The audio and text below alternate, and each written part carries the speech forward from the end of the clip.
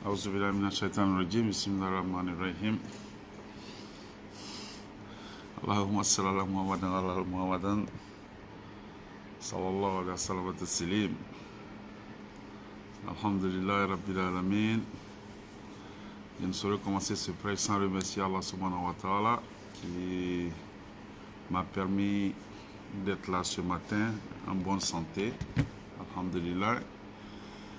Et je remercie Allah subhanahu wa ta'ala pour sa grâce, pour sa lumière, pour sa présence, pour sa guidance, pour sa sakina, pour ses bienfaits, pour sa miséricorde dans ma vie et dans votre vie aussi à vous. Alhamdulillah Rabbil Alamin. Nous prions Allah subhanahu wa ta'ala d'accorder sa miséricorde, sa grâce, ses bienfaits, ses bénédictions à notre noble prophète Mohammed sallallahu alayhi wa sallam, à sa famille et à tous ses sahaba et à tous ceux qui nous ont précédés dans la foi. Et nous lui demandons aussi de nous faire grâce d'une fin, cette bonne fin-là qui est destinée aux vertus avec pour dernière parole la ilaha illallah Muhammad Rasulullah sallallahu alayhi wa sallam. Assalamu alaikum wa rahmatullahi ta'ala wa barakatuh. J'espère que vous allez bien. Ça fait 2 jours. J'ai souvent essayé de reposter, comment dirais-je, certains prêches que j'avais fait il y a 1 an. C'est qu'il y a beaucoup de gars qui viennent d'être amis avec moi, qui ne les ont pas suivis. Donc c'est toujours bon de les reposter et donner aussi l'opportunité à certaines personnes de les revoir et, comment dirais-je, en tirer profit par la grâce d'Allah, Inch'Allah. Donc, aujourd'hui, je voudrais parler d'une chose que nous savons tous. C'est que la chose que j'appelle, comment dirais-je, le vrai manque d'intelligence. Alhamdulillah, comme notre très cher regretté, notre imam, notre guide, celui qu'on appelait, comment dirais-je, Mohamed Sherif Haïdara, qu'Allah soit satisfait de lui, qu'Allah lui accorde Janatul Firdaus pour tout le travail qu'il a fait ici. Il disait souvent en bon malinké que ni Adamaden ka fo hankilila abra fo fembela. Il disait que quand l'être humain manque d'intelligence, il manque de tout. Et il nous disait toujours kwala e hankilina kabo voyager la sani kasaya sama. Il demandait toujours à Allah que notre intelligence revienne de son long voyage avant que la mort nous atteigne. Ça fait rire, mais Wallah, c'est profond. Ça fait rire, mais c'est profond, c'est très très profond. Souvent, Allah, subhanahu wa ta'ala, quand il nous parle, il nous dit des choses dans le Coran et après il nous dit que ça c'est pour les gens doués d'intelligence. Il parle des châtiments, il parle des bienfaits, il parle de beaucoup de choses. Donc Allah, lui Allah qui nous a créés, il dit que la compréhension de ces choses-là n'est que pour les personnes douées d'intelligence. Maintenant, qui sont ces personnes-là? Qui sont ces personnes douées d'intelligence?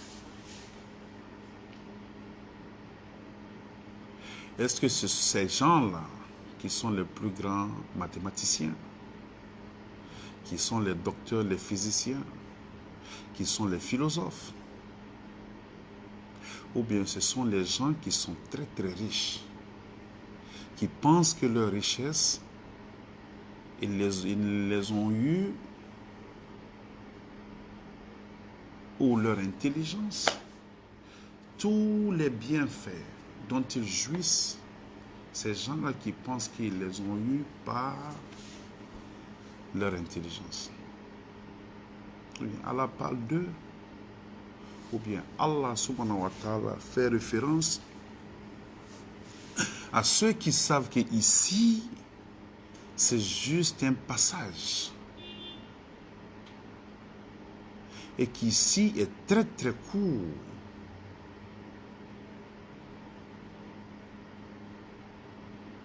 Et que c'est l'au-delà qui est très long, voilà pourquoi on appelle éternité, ce qui n'a pas de fin. Moi, je pense que Allah subhanahu wa ta'ala fait référence à ceux qui pensent qu'ici est court. Ceux qui sont intelligents, c'est ceux qui pensent qu'ici, c'est simplement un passage éphémère et que l'au-delà est une éternité. Et que tout ce qu'on fera ici, nous serons rétribués par Allah conformément à ça le jour de la résurrection. Et une fois que tu pars, tu ne reviens pas. Quel que soit ce qui se passe quand tu pars, tu ne reviens pas. Wa alaykoum salam wa rahmatullahi wa barakatuh, sister. J'espère que tu vas bien et mes jumeaux aussi se portent bien. Avec Allah t'accorde une meilleure santé et une très longue vie pour voir ces enfants-là grandir et devenir de très bons membres de notre société et de très bons ambassadeurs de l'islam. Ya Allah, Amen. Ma soeur Odia Filamoro Keita, ce salam était pour toi. Alors, la question c'est ça en fait. On va essayer de se donner quelques exemples. Il y a des signes qui ne trompent pas.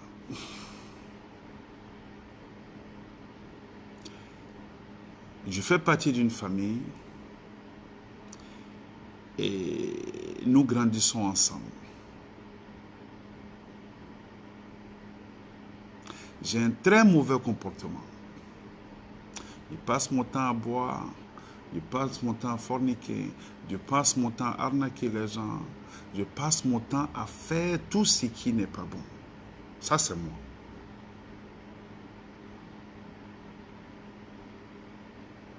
Maintenant, qu'est-ce qui se passe?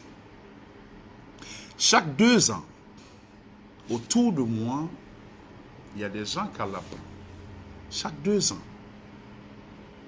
Ça peut être des gens de la famille, ça peut être des gens du quartier, ça peut être des gens avec les gens que je côtoie, ça peut être des collègues au bureau, au travail, ça peut être des gens que je connais ou des gens que je connais connaissent ces gens-là. Chaque 2 ans, il y a quelqu'un qui meurt. Je parle de ceux qui sont proches de moi, je ne parle pas de la mort. La mort, ça se passe toutes les minutes. Partout dans le monde, il y a quelqu'un qui meurt. Ok. Maintenant, je parle des gens que je connais personnellement, des gens auxquels j'ai parlé, des gens que j'ai côtoyés, que j'ai fréquentés. Chaque 2 ans, il y a au moins une personne qui meurt.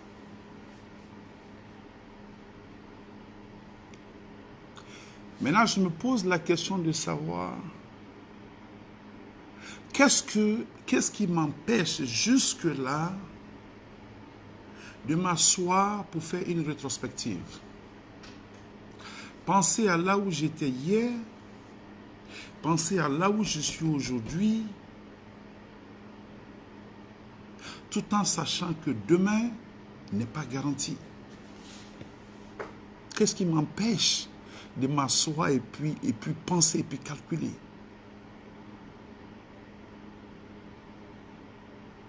Je ne pense pas que quelque chose m'empêche de le faire. La seule chose qui m'empêche de faire ça, c'est quoi? C'est le manque d'intelligence. Parce que quand je pense que ce qui est en train d'arriver aux autres, ça n'arrive qu'aux autres, ça ne peut pas moi m'arriver.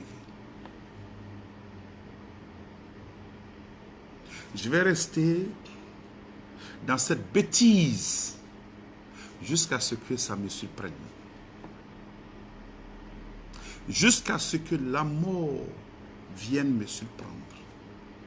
Pendant que j'ai eu pratiquement toutes les opportunités autour de moi, toutes les opportunités pour refaire ma vie, pour me repentir, pour comprendre que ce que je suis en train de vivre, c'est juste pour un temps aussi court que ça.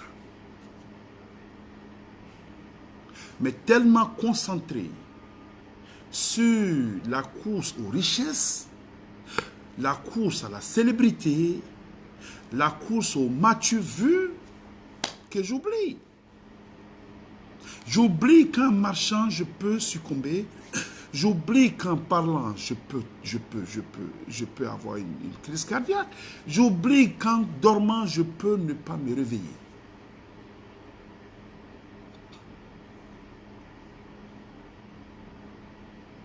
Maintenant, quand ça vient nous surprendre,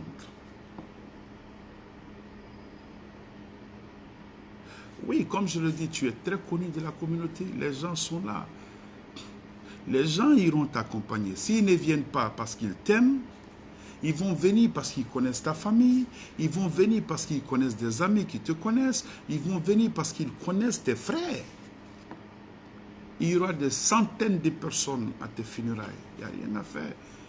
Le cimetière va être plein, oui.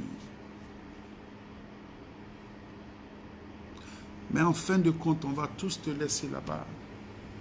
Et puis on va rentrer à la maison.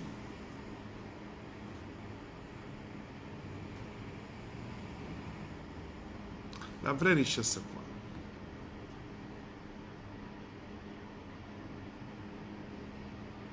La vraie richesse, c'est quoi?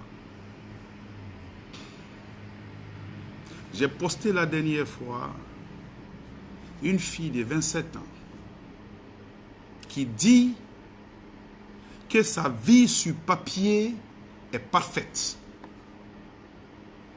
Sa vie sur papier est parfaite. Ça veut dire qu'elle a un bon CV. Elle a fait de bonnes études. Elle a un très beau et, comment dirais-je, un très beau, comment dirais-je, appartement qui coûte cher parce que ce n'est pas tout le monde qui habite à Manhattan, ici aux États-Unis. Habiter à Manhattan, ce n'est pas donné à tout le monde. Elle a un bon boulot, fait de bonnes études, elle a un bel appartement, elle a de l'argent. Mais celle-là trouvait qu'elle était malheureuse pour vivre. Elle s'est ôtée la vie.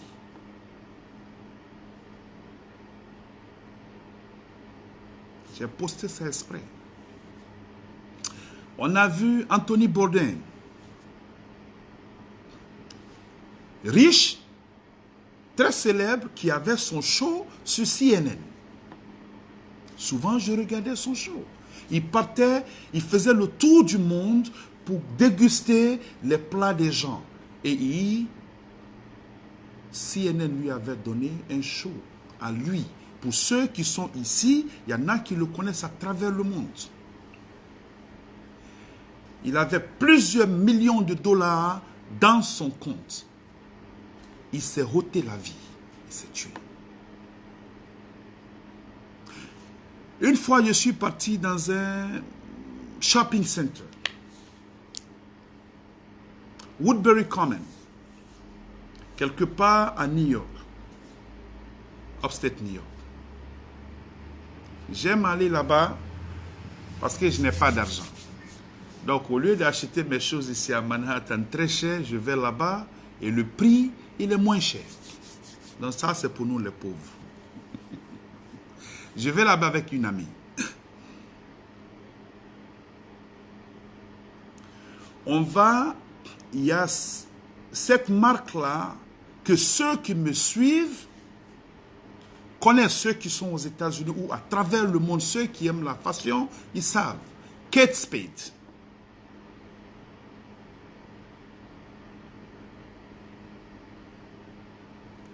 Ce jour-là, on va, la ligne pour rentrer dans le magasin de la femme, le magasin qui porte son nom, où on vend ces choses, la ligne, tu pouvais rester 30 minutes et ce jour, il pleuvait, les gens étaient arrêtés sous la pluie.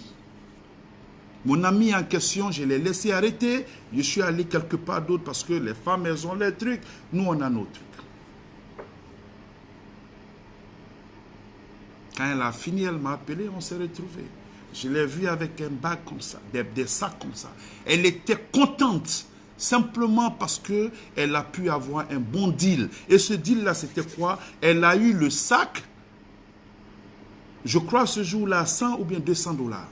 Parce que c'est des sacs que tu peux avoir jusqu'à 400, 500, 800 dollars. Ceux qui connaissent la fashion, ils savent. Celle-là, qu'est-ce qu'elle n'avait pas? Elle a laissé plus de 200 et quelques millions dans son compte. Elle s'est tuée.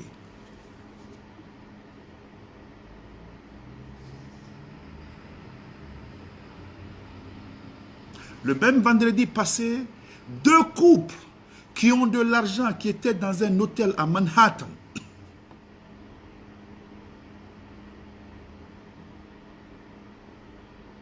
eux aussi se sont tués ensemble en laissant de l'argent comme pourboire à la dame de ménage. Et quand ils ont laissé ça, ils ont mis une note dessus pour dire il ne faut pas regarder derrière le rideau, nous sommes morts. Ils ont laissé ça sur le lit.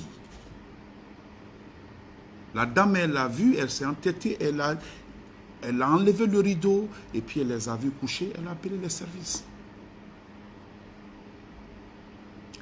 Hôtel, comment dirais-je, hôtel à New York, c'est pas tout le monde qui habite là-bas. Ils se sont donné la vie.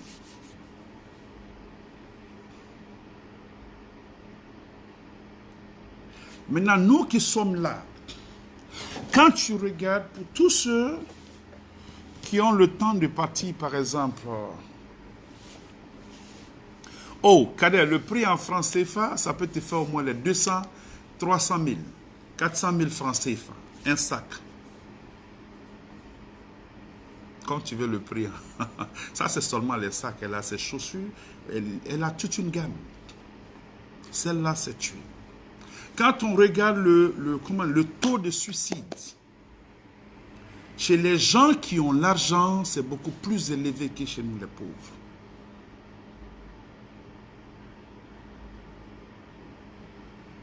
Ce n'est pas parce que ces gens-là manquent d'intelligence.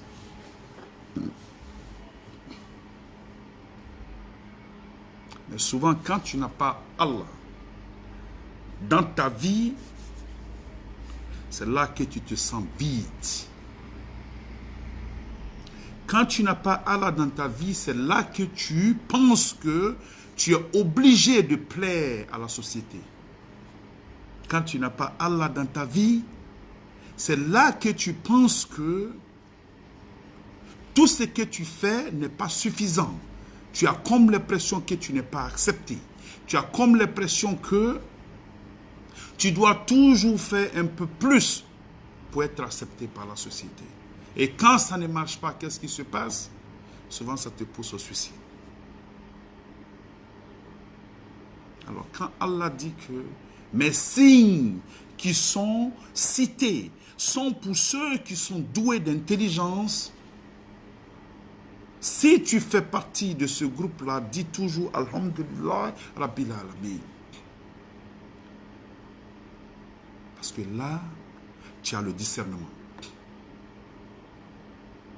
Rasul sallallahu alayhi wa sallam a dit quoi? Il dit que le plus intelligent d'entre vous, c'est celui qui pense constamment à la mort. Il n'a pas dit celui qui a l'argent plus que tout le monde. Il n'a pas dit celui qui a le plus d'éducation. Il n'a pas dit quelqu'un qui connaît le Coran mieux que tout le monde. Il dit c'est celui qui pense constamment à la mort. Joe, toi, ton frère est décédé. Tu as un autre frère qui est décédé. Tu as ta maman qui est décédée. Tu as des soeurs qui sont décédées. Tu as des amis qui sont décédés. Des gens avec lesquels tu mangeais dans la même assiette qui sont décédés. Des gens avec lesquels tu échangeais les mêmes habits sont décédés. Les gens avec lesquels tu faisais les 400 coups sont décédés. Les gens avec lesquels tu fumais, ils sont décédés. Les gens avec lesquels tu buvais l'alcool, ils sont décédés. Les gens avec lesquels tu partais chercher femmes, ils sont décédés. Devant toi. Et jusque-là, toi, tu n'as pas compris que tu dois changer. La ilaha illallah. Muhammad Rasulullah sallallahu alayhi wa sallam. Jusque-là, toi, tu n'as pas compris que tu dois changer. Jusque-là, toi, tu es encore dans des trucs. Ça dit que des mesquineries et puis des choses, des petits trucs que tu fais, des petits vols qui ne pourront pas faire de toi quelqu'un de respectable ici, qui ne pourront pas te permettre d'acheter une maison ou bien de te faire une notoriété et qui demain vont certainement te conduire à l'enfer. Ça dit, comme on le dit, ici c'est gâté, devant aussi là-bas c'est gâté. Mais un animal vaut mieux que toi. Un animal vaut mieux que toi. Parce que l'animal au moins il sait qu'il est ici, il ne fait rien. Il mange, il dort, il se réveille, il va encore à la recherche de sa subsistance. Nous, en tant qu'êtres humains, Allah nous a dit, il dit dans le Coran, il dit, vous les êtres humains et les djinns, je vous ai créé pour une seule chose, pour m'adorer. Après mon adoration, faites ce que vous voulez. On a 24 heures dans une journée. 5 minutes pour prier. 5 minutes pour prier, on a 5 prières. Ça fait 25 minutes. Quand tu enlèves ça dans 24 heures, il te reste beaucoup de temps pour dormir, pour chercher ta subsistance, pour plaire aux gens, pour faire tout ce que tu es en train de faire. Mais malgré tout ça, ce temps-là, nous ne l'avons pas.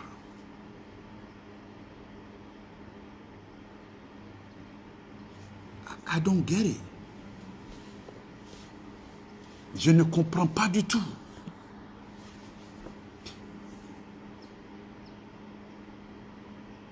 I really don't get it. Wallahi, je ne comprends pas.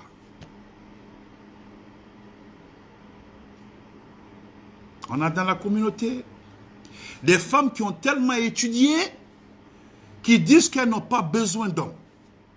Elles veulent aller faire in vitro ou bien elles veulent aller adopter des enfants et puis vivre leur vie loin de tout le monde. Parce qu'elles trouvent que cette histoire de mariage-là, c'est des mots de tête. Se trouver des gars, faire ce qu'elles ont envie de faire et puis la vie continue. Ce n'est pas un jugement. Mais je vais vous dire quelque chose.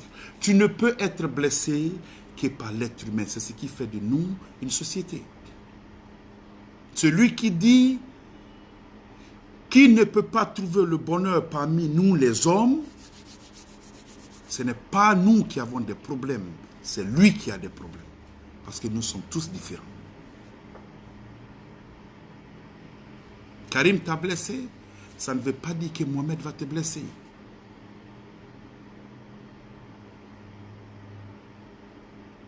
Aïcha t'a blessé, ça ne veut pas dire que Fatima va te blesser.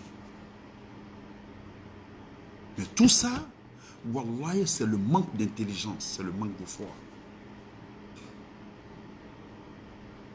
Quand tu regardes tes doigts, tu comprendras tout de suite là que c'est comme ça que nous sommes. Nous sommes tous là, mais nous sommes tous différents.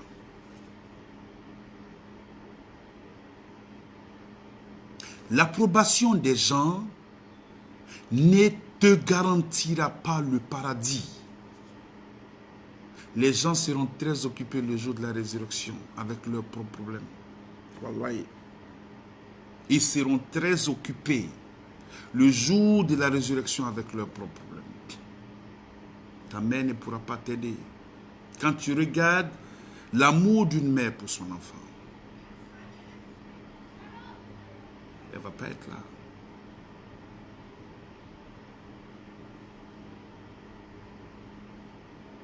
Le m'as-tu vu, ça ne peut pas garantir quoi que ce soit à quelqu'un.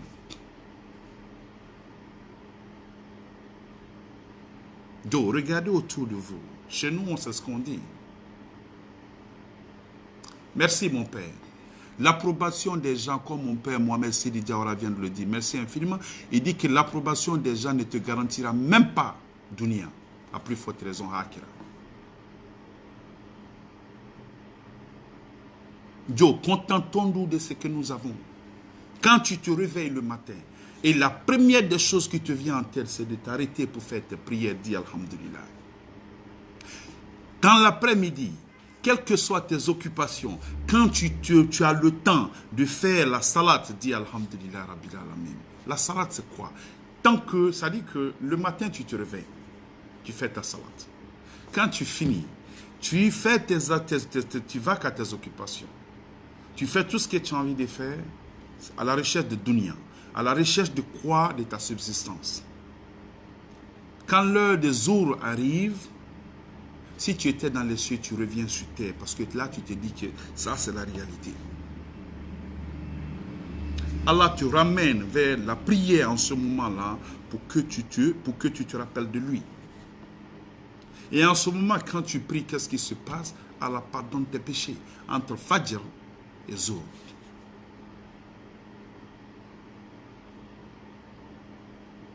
Et encore, tu te relèves et puis tu t'en vas. Commence à courir. Quand il est l'heure des Asr, tu reviens encore repentant. Tu finis, il va encore te pardonner tes petits péchés entre Zohr et puis Asr. Tu cours encore. Pour ceux qui finissent le boulot et Maghrib les trouve à la maison, tu cours encore, tu reviens à la maison.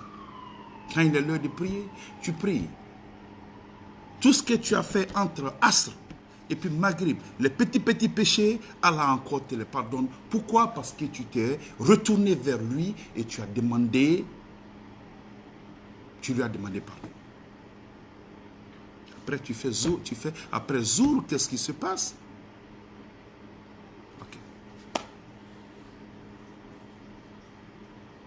Ok. Voilà mon père Mohamed Sidi qui vient de me dire. Il dit en 2 semaines, 3 de ses connaissances ont été frappées par un AVC. 3 de ses connaissances. Il dit que si ceux-là savaient que ça allait se passer, ils ne se seraient pas endormis. Toi, tu es en bonne santé, tu te réveilles. Tu cours à gauche, tu cours à droite. Tout ce qui te plaît, c'est faire ce qui t'arrange. Mais tu oublies l'essentiel. L'essentiel, c'est quoi? C'est la raison pourquoi tu as été créé. Et toi et les djinns. Et nous et les djinns. Sur Facebook, combien de personnes depuis le début de l'année jusqu'à aujourd'hui, combien de publications sur la mort des gens? Rien que des enfants. Rien que des enfants. Les vieux, je n'en ai pas vu assez. Mais rien que des jeunes. Maintenant, moi, Karim, je suis assis et je pense que je connais tout. Je suis l'homme le plus intelligent et j'oublie ce que c'est l'essentiel, qui n'est autre que d'adorer Allah subhanahu wa ta'ala. Dieu, si la mort des gens qui sont autour de toi, si ça ne te sert pas de leçon, wallah, même si on prend le Coran pour mettre dans ton cœur, ou bien on ouvre ta tête pour mettre dedans, on ouvre ton cœur pour mettre dedans, ça ne peut pas te servir. There is nothing that can do for you. It doesn't matter. Quel que soit ce qu'on fait, ça ne va pas suffire. Comme Allah l'a dit. Il dit à des gens, quand tu leur parles, même si tu leur parles, ils ne comprendront pas. C'est comme si leurs oreilles sont scellées. Leur cœur a été endurci. C'est comme une pierre. Ça ne peut pas rentrer. Nous, on n'a pas encore atteint ce stade-là.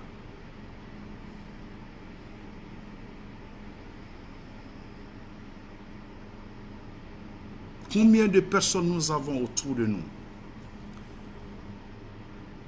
qui ont des grands diplômes, qui ont beaucoup d'argent, des gens qui sont des musulmans et qui ne savent même pas prier. Qui ne savent pas prier.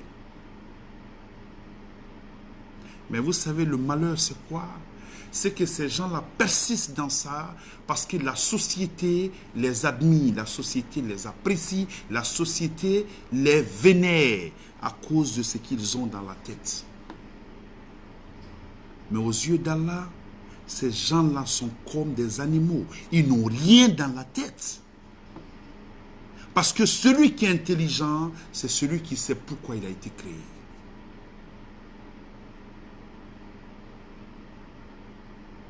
Allah et ma soeur, qu'Allah te facilite cela. Ma soeur Baraki Safofana. Nous les aimons dans la société. Quand tu parles, oh, le gars là, il est parti à Harvard. Wallah, il est parti à Princeton. Il est parti à Columbia. Il est tellement intelligent, ce n'est même pas... Oh mon Dieu, lui, c'est pas possible, c'est un génie. Wallah, il n'a rien dans la tête. Si lui ne peut pas se prosterner devant Allah pour prier, ce n'est pas un génie. Ce n'est pas un génie. Parce que la connaissance qu'il a acquise, c'est pourquoi. C'est pour vous et moi. Est-ce que nous et moi, vous et moi, est-ce que nous pourrons faire quelque chose pour celui-là? Tant qu'il ne prie pas, tant qu'il n'est pas croyant, est-ce que nous, on peut faire quelque chose pour lui? Combien de savants sont décédés?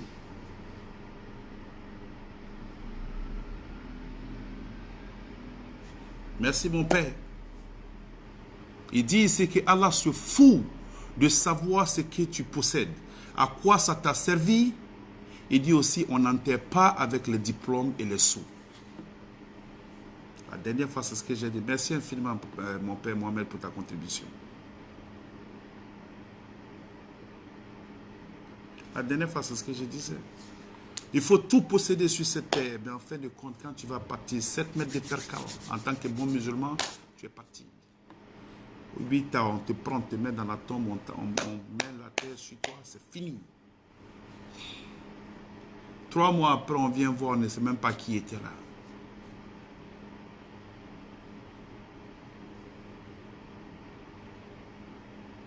La dernière fois, je parlais avec une amie qui me disait qu'elle était à des funérailles quelque part en Afrique et elle devait faire des sacrifices. Et qu'il y a quelqu'un d'autre, un ignorant, qui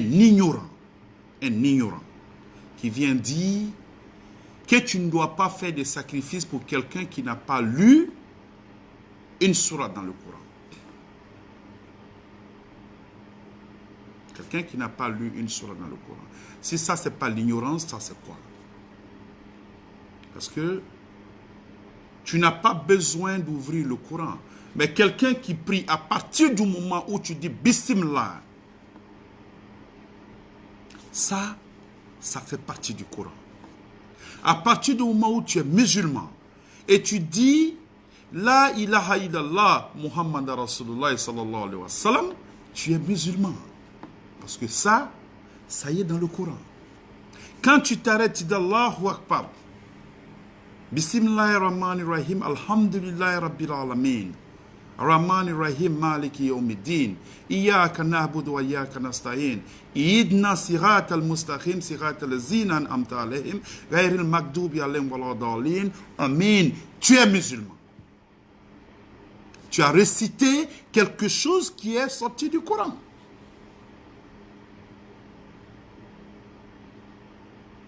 Est-ce que les sacrifices, on doit seulement les faire pour les hafiz, pour les gens qui ont mémorisé le Coran? Il a dit, mais cette personne-là était en train de te faire savoir que cette autre personne qui est décédée n'était pas musulmane. Il dit, pourtant, si elle était musulmane, peut-être que nous tous en Afrique, 90% de nous, les petits djoulas, les petits musulmans, avant d'aller à l'école,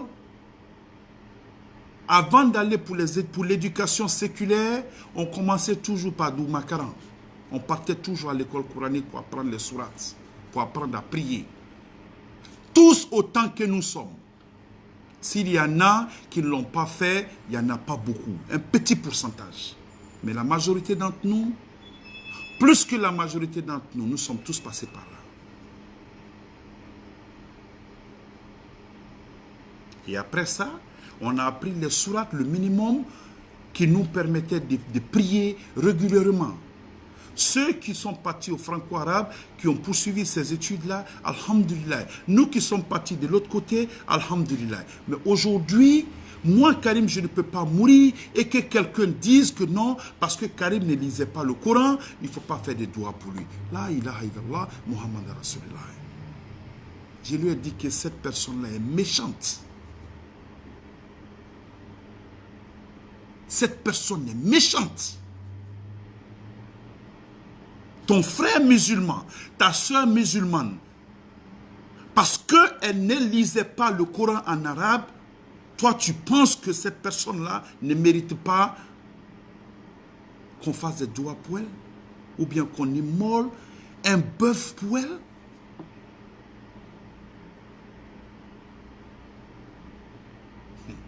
Le jour de la résurrection, ça va chauffer. Hein? C'est pourquoi je dis, les gens sur lesquels nous comptons s'en foutent de nous. Si simplement on savait ce que les gens disaient.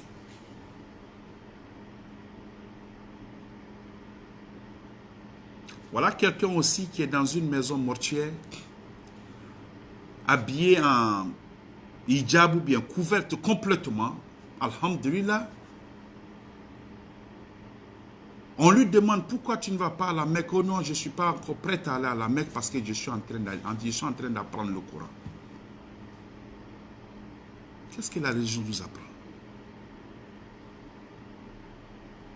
Toi, tu n'es pas prêt à aller à la Mecque parce que tu n'as pas encore fini de maîtriser le Coran. Aller à la Mecque et puis lire le Coran et puis maîtriser le Coran, ça c'est deux choses différentes. Dis-moi que je n'ai pas les moyens d'aller à la Mecque. Et on essaie de lui dire que ce qu'elle est en train de dire, ce n'est pas vrai.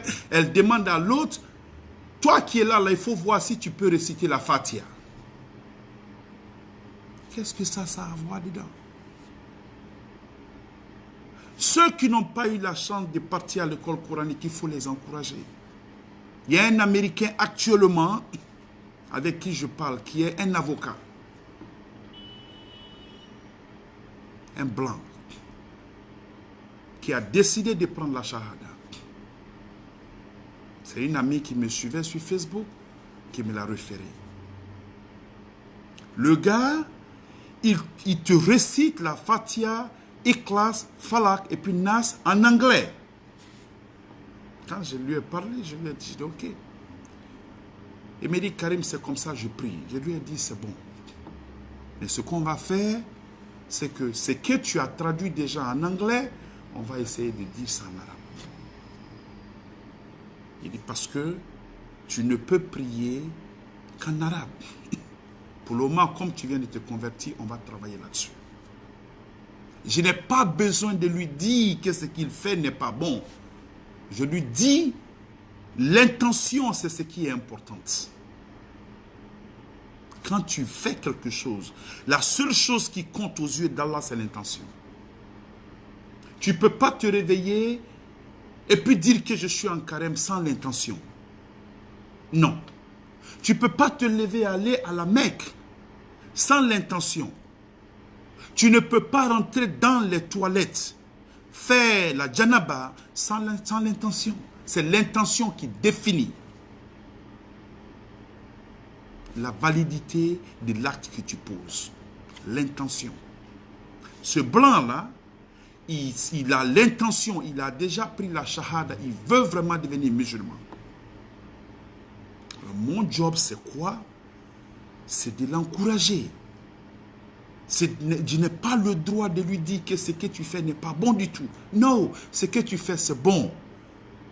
Mais on peut faire mieux. Ce que tu fais, c'est très bien. Parce que simplement, il a accepté d'être musulman. Ça, c'est déjà beaucoup. Maintenant, si le courage qu'il a eu pour traduire la sourate en anglais, parce que c'est ce qui est facile pour lui, ce même courage qu'Allah lui a donné, Allah peut lui donner ce même courage-là pour lire la Fatiha au lieu en anglais, en arabe. Il n'a pas besoin de lire l'arabe. Il n'a pas besoin de connaître l'alphabet arabe. Mais il peut s'asseoir, Pendant que je suis avec lui, lui dit, Aouzubillahi minash shaitanir rajim, Bismillahir rahmanir rahim. Il peut répéter. Alhamdulillah Rabbil Alamin. Il peut répéter Rahmanir Rahim, il peut répéter jusqu'à la fin. Il ne faut pas décourager les gens qui veulent venir vers la religion. Parce que toi, tu portes un boubou, parce que toi, tu as un hijab ou bien tu as un niqab. Toi, tu penses que ça fait de toi quelqu'un de meilleur que celui qui ne porte pas d'hijab. Ou bien pour celle qui ne porte pas d'hijab. Ou bien parce que je suis en boubou avec ce chapeau-là, avec un turban sur la tête, je pense que moi je suis meilleur ou bien mieux que celui qui a un pantalon serré. Non. Je ne suis pas mieux que celui-là. N'est-ce pas qu'Allah dit dans la sourate Al-Ujra, les appartements. Ouvrez le Coran, regardez ça. Sourate 49, verset 13, qu'est-ce qu'Allah a dit? Je vous ai fait d'un mâle et d'une femelle. Et j'ai fait de vous des tribus et une nation pour que vous vous entreconnaissiez. Il dit le plus noble d'entre vous aux yeux de moi, Allah, c'est le plus pieux. C'est tout ce qu'il a dit. Le plus pieux, c'est celui-là que Allah considère comme le plus noble d'entre nous. Le reste, ce n'est pas important. Ceux qui pensent qu'ils ont le Coran dans la tête, c'est bon pour vous. Ça sert à qui? Tu as mémorisé le Coran, ça sert à qui si tu n'enseignes pas les gens? Tu as mémorisé le Coran, ça sert à qui si tu ne fais pas profiter aux gens? Tu as mémorisé tous les hadiths, ça sert à qui si ceux qui sont autour de toi, ils n'en profitent pas de toi? Quelqu'un qui connaît le Coran ne va jamais se mettre en tête qu'il est au-dessus de qui que ce soit. Quand tu vois un prédicateur, tu vois quelqu'un qui parle de la religion, qui pense que lui, il est au-dessus de tout le monde. Wallahi billahi ta'ala, il n'a rien compris. Il n'a rien compris. Parce que celui que nous suivons tous, Rasulullah sallallahu alayhi wa sallam, même en mourant, qu'est-ce qu'il a dit aux gens? Il dit qu'il ne veut pas que nous, les musulmans, que nous fassions ce que les chrétiens ont fait de Isa alayhi salatu wa sallam. Il n'a jamais voulu ça.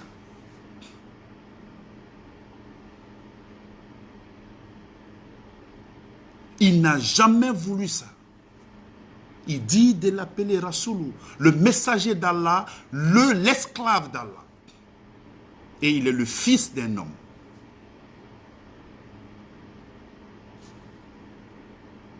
Alors celui qui connaît juste un peu, il pense qu'il est au-dessus des autres. Joe, il faut revoir nos facultés. Il faut revoir nos facultés. Wallahi billahi ta'ala. Il y a des jugements que les gens posent qui n'ont rien à voir avec la vie que nous menons. Il ne faut pas faire des sacrifices pour celui-là parce que Amakurana Kololon, il ne connaît aucun verset du Coran. Fatiha, là, c'est sorti du livre que ton papa a écrit.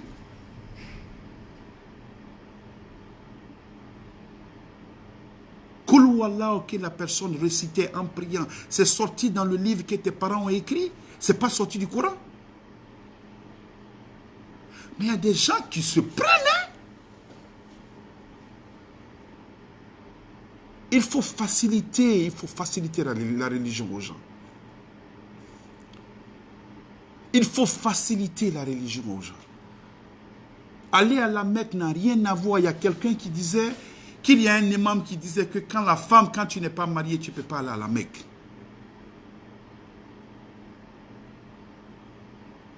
Que quand l'homme n'est pas marié, il ne peut pas aller à la Mecque. Ah bon?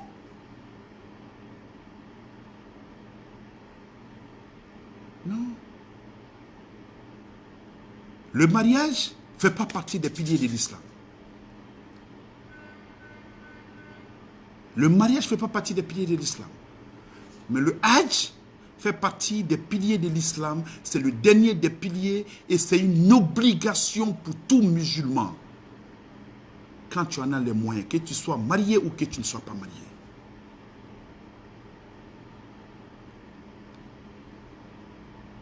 Ton comportement à toi, c'est toi qui sais. Que tu sois marié ou que tu ne sois pas marié, tu as les moyens de partir à la Mecque. Va à la Mecque. Va t'acquitter de ça. On ne sait jamais. Celui qui n'est pas marié ou celle qui n'est pas mariée, si la personne se comporte très bien, où est le problème? Il y a une dame la dernière fois qui me dit que quand son mari est décédé, elle a décidé de ne plus jamais se marier à quelqu'un d'autre. Parce qu'elle n'était pas sûre de trouver quelqu'un qui allait l'aimer comme son mari. Elle n'était pas sûre de vivre le même amour qu'elle a vécu avec son mari. Elle avait déjà fait 6 enfants. 6 enfants, alhamdoulilah, elle était très jeune, dans la quarantaine. Les gens ont mis la pression sur elle, elle allait voir un imam. Elle a dit à l'imam, je ne veux plus me marier. L'imam lui a dit, ce n'est pas un problème. Tant que tu peux te préserver contre Shaitan, tant que tu peux t'empêcher, t'abstenir de faire quoi que ce soit, tout ce qui est interdit par Allah. Si tu décides de ne pas te marier, ça veut dire que tu as décidé de ne pas forniquer, de ne pas être avec quelqu'un d'autre, de façon illicite. Tu peux faire ça? Elle a dit à l'imam, oui, je peux faire ça. Tu peux faire ça? Elle a dit à l'imam, oui, tu peux faire ça. Tu peux faire ça? L'imam, elle lui a dit oui. Et elle et l'imam ont tous les deux pleuré. Parce que peut-être que ça, c'était du jamais vu par cet imam. Et vous savez quoi? Cette femme-là, depuis 2000, elle a perdu son mari. Jusqu'aujourd'hui, une vieille, elle et moi, on parlait. Ce jour, j'ai eu les larmes aux yeux. Elle dit, Karim, je jure, c'est Allah qui m'a crié, qui tient mon âme. Depuis la mort de mon mari, aucun homme n'a vu ma cuisse. Ça, c'est une femme vertueuse. Quelqu'un va me dire que celle-là ne peut pas aller à la Mecque. Elle, c'est une femme vertueuse. Je lui ai dit que l'amour que j'avais pour elle, le respect que j'avais pour elle, ont atteint un niveau que moi-même, je ne peux pas imaginer.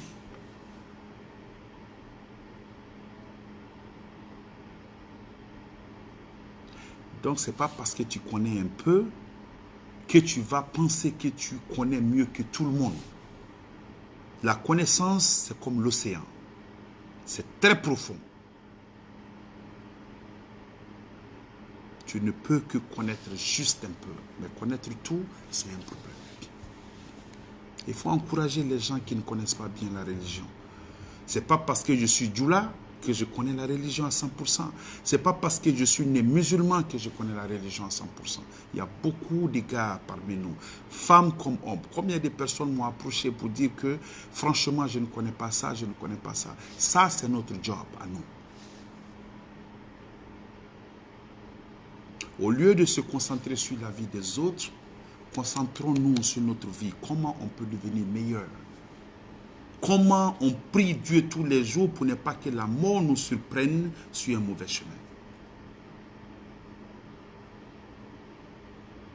Il ne faut pas que la mort nous surprenne sur un mauvais chemin. Wallahi. C'est ça le plus important. Parce que nos raisons sur terre, ou bien notre raison sur terre, c'est une seule chose, l'adoration d'Allah. Mais on doit manger. On doit survivre. On doit se préoccuper. On doit faire autre chose. Ça, c'est Allah qui le dit. Donc, on a des temps. Notre temps est divisé. Comme il est dit, vis comme si tu ne vas pas mourir, mais prie comme si la prière que tu es en train de faire, c'est ta dernière prière, avec la plus grande concentration possible. Mais ne pas connaître tout le Coran ne veut pas dire que tu n'es pas un bon musulman. Non. Laissez-moi Demandez à vos roulements, à vos guides, parce qu'il y en a beaucoup.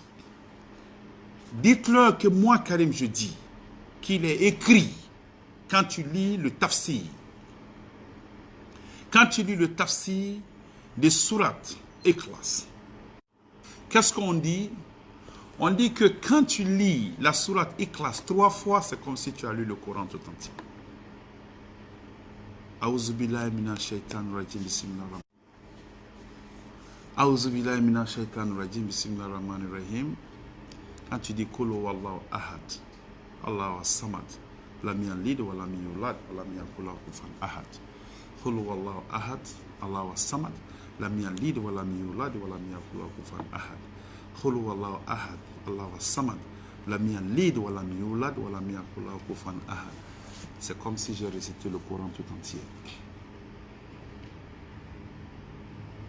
En moins d'une minute, j'ai récité le Coran tout entier en récitant Surat Ikhlas. Laissez-moi demander aux autres. C'est tout. Ça ne veut pas dire qu'il ne faut pas apprendre. Il faut apprendre. Mais si ton degré ou bien ta capacité d'apprentissage est différente de celle des autres, contente-toi de ce que tu connais. C'est Allah qui sait l'intérieur de l'être humain. Personne d'autre ne sait. Même les anges que nous avons ici, qui écrivent ce que nous faisons, ils n'écrivent que ce qu'ils voient, que ce qu'ils entendent. Mais ce qu'on a ici, l'intention, tant que ce n'est pas, comment dirais-je, tant que ce n'est pas concrétisé, tant que ce n'est pas mis en action, ils ne peuvent pas savoir. Donc, quelque chose que tu ne sais pas, tu n'écris pas. Tu peux penser, tuer quelqu'un. Les anges ne vont pas écrire que tu as tué quelqu'un. Tu as pensé, est-ce que tu l'as fait? Non, même à la justice chez nous ici, c'est ce qu'on se dit. Il a pensé, oui, mais est-ce qu'il l'a fait? Non. On ne peut pas le condamner, on ne peut pas le juger pour ça. C'est aussi simple que ça. Mais Allah seulement sait ce que nous avons ici. C'est lui qui nous juge conformément à ce que nous avons. Or, c'est conformément à ce que nous faisons. Ou bien ce que nous pensons. Qu'Allah nous donne une très bonne compréhension. Qu'Allah nous donne une très... Excusez-moi.